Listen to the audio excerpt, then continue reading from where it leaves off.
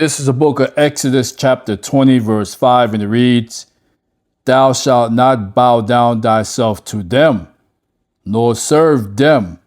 For I, the Lord thy Yahweh, am a jealous Yahweh, visiting the iniquity of the fathers upon the children unto the third and fourth generation of them that hate me.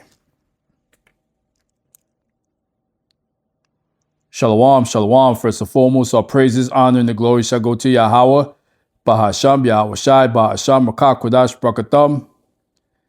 Double honor shall go to the apostles, elders, and bishops, the great millstone who continue to teach and to rule well. Shalom to the Akims, a great millstone, the like-minded camps and individuals who continue to teach as one body, who continue to be out on the highways and byways, risking their lives for the greater good.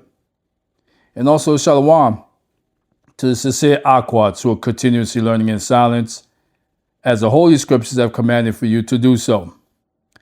This is Azariah Gabar, representing the King is Coming channel, back at it with another lesson for edification purposes. So, what I just read in the book of Exodus, Salakia 20 and 5. It talks about the third and fourth generation.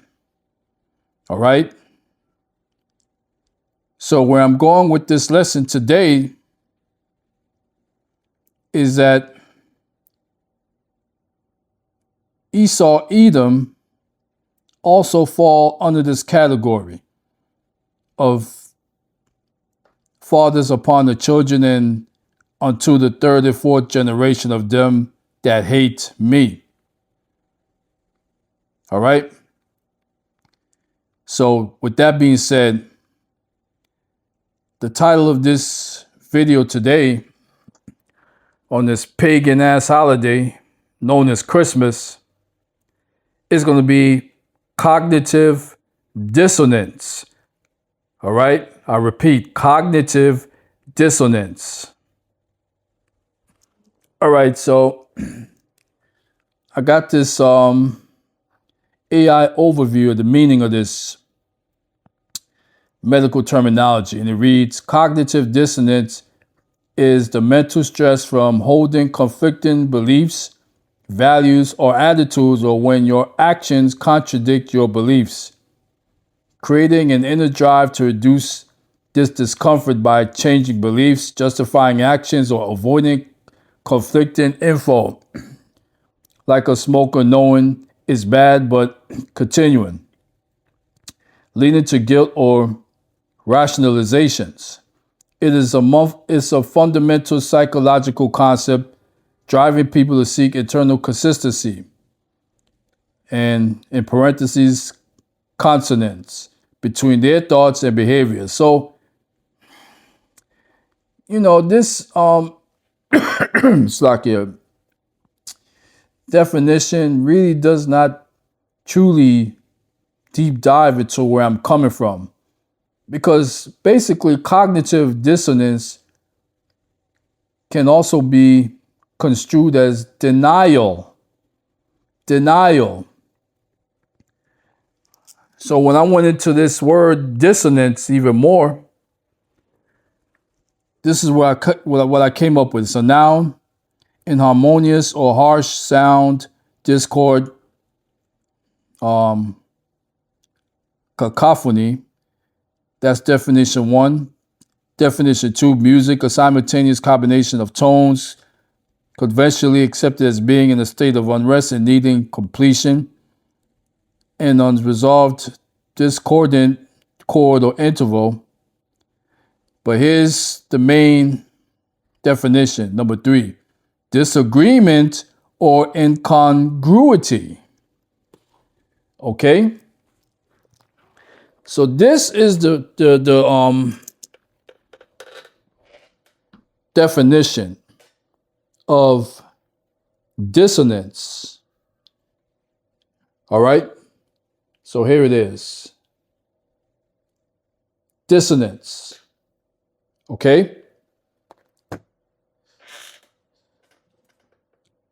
So you got these two compounding words. So cognitive, that's mental, right? Dissonance is disagreements rather, or incongruity, or like I said, AKA denial. So this is where I'm going with this lesson for today. These Edomites are in deep, deep denial of what they've done and what they're still continuing to do to this very day. Because when we go to the book of Exodus 34:7,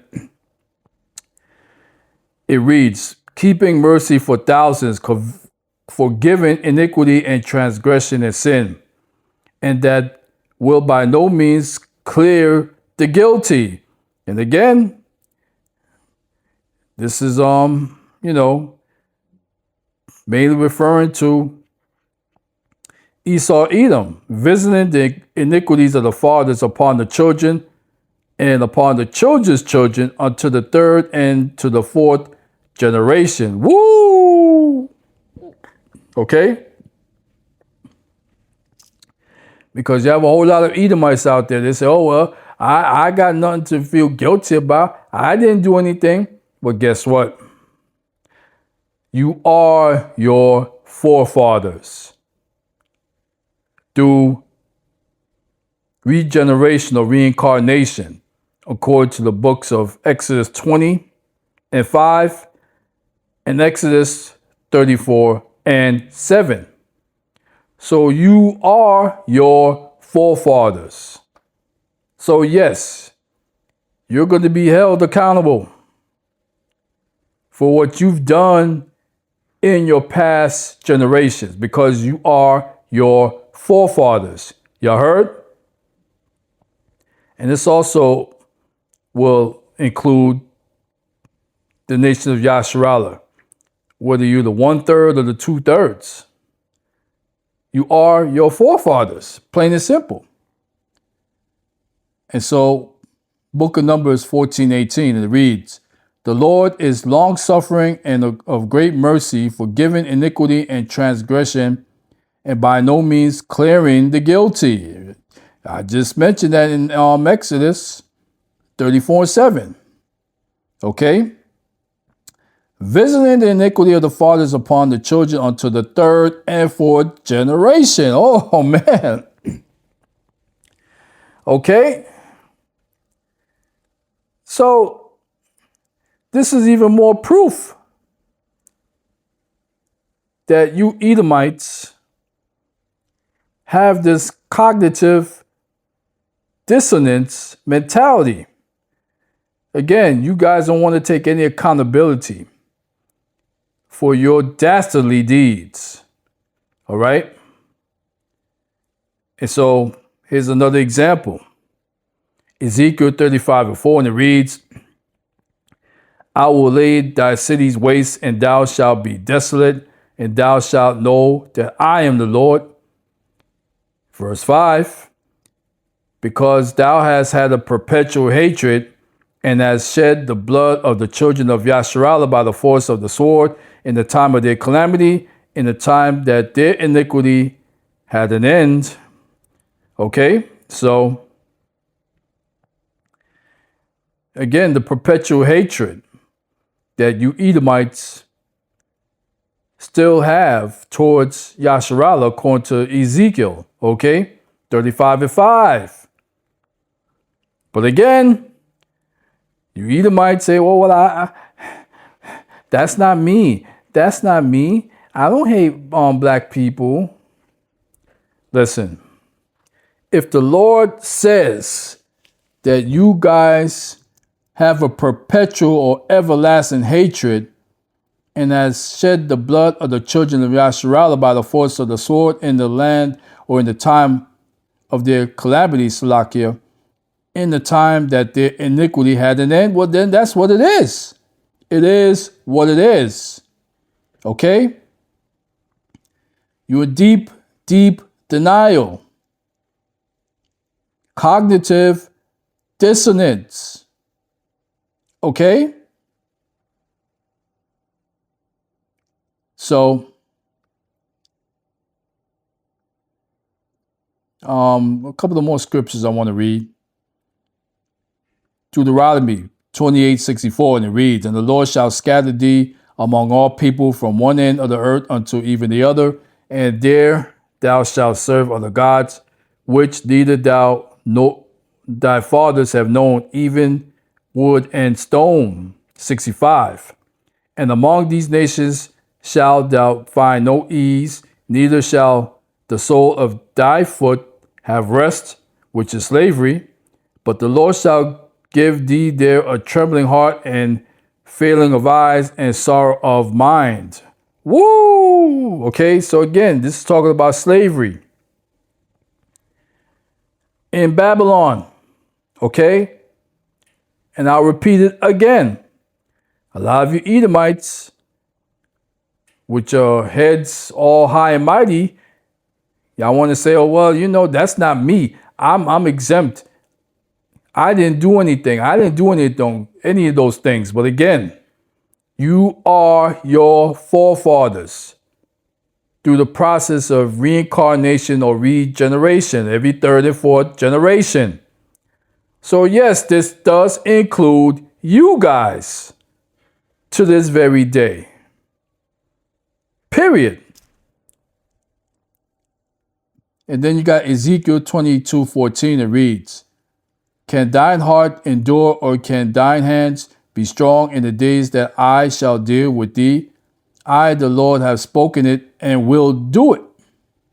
And verse 15, "And I will scatter thee among the heathen and disperse thee in the countries, and will consume thy filthiness out of thee." Woo! Okay?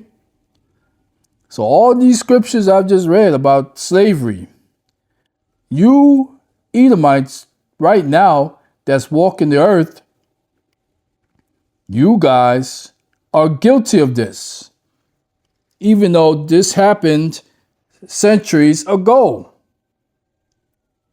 through regeneration or reincarnation. And again, y'all hell bent on having this cognitive dissonance mentality. All right. So I want to queue up a couple of videos to prove my point. But before I do so, fair use of the 1976 Copyright Act. For this, these videos are strictly for education and edification purposes only. I'm not making a dime off this video, you heard? So here's this video. Thanksgiving represents a genocide in America.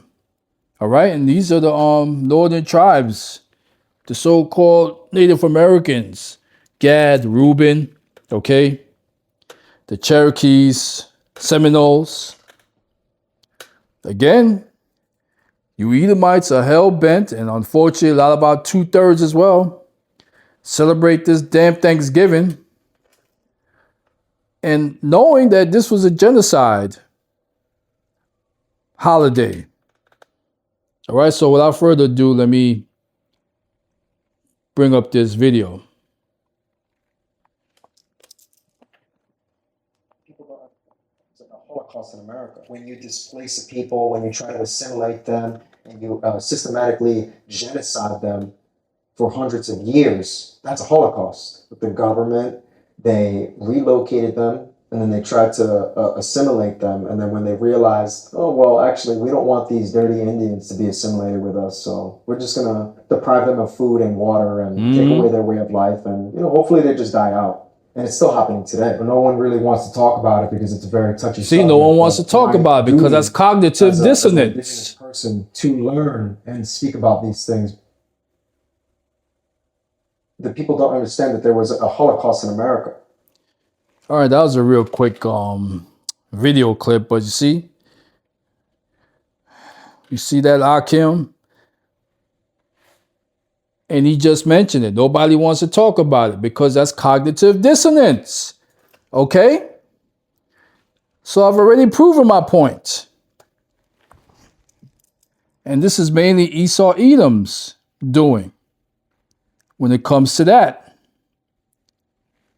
All right, so I would like to cue up another lesson, not a lesson, a video, Salakia, to prove what I'm talking about. So here's this video. And the title is, Why Were White Southerners Afraid of Their Slaves? Okay? So again, slavery of the southern kingdoms. And again, Esau with his cognitive dissonance mentality about it. So let me get this video going. Salakia. Why were white Southerners afraid of their slaves? White Southerners' fear of their slaves during the era of American slavery stemmed from a combination of factors. The numerical superiority of slaves in many regions raised the specter of rebellion, as did historical precedents like Nat Turner's and Denmark Vesey's uprisings. Economic dependency on slave labor made the thought of rebellion or emancipation a significant threat. Furthermore, the spread of abolitionist sentiments and the moral questions surrounding slavery added to the anxiety. This fear was not only about losing an economic resource, but also about maintaining the existing social order, which was deeply intertwined with the institution of slavery and racial hierarchy. As a result, strict laws and practices were implemented to control and suppress the enslaved population, although resistance persisted in various forms. Why were white Southerners afraid of their slaves? All right, so another example of Esau Edom's cognitive dissonance. But guess what? That's going to soon come to an end for these Edomites. Because when that time comes, when Yahweh Ba'ashem Yahushai makes his triumphant return and usher out the kingdom of Esau and usher in the kingdom of Jacob, the new Jerusalem, they're going to be reminded over and over and over again for 1,000 years of what they've done to the children of Yasharallah. Y'all heard? So hopefully this was a very enlightening lesson. And once again, all praises, honor, and the glory shall go to Yahweh, Bahasham, Yahushai, Bahasham, Rakak, Kodash, Brakatam, Kwam, Yasharallah, Rise, Israel. And as always, Lord willing, on to the next video. Shalom.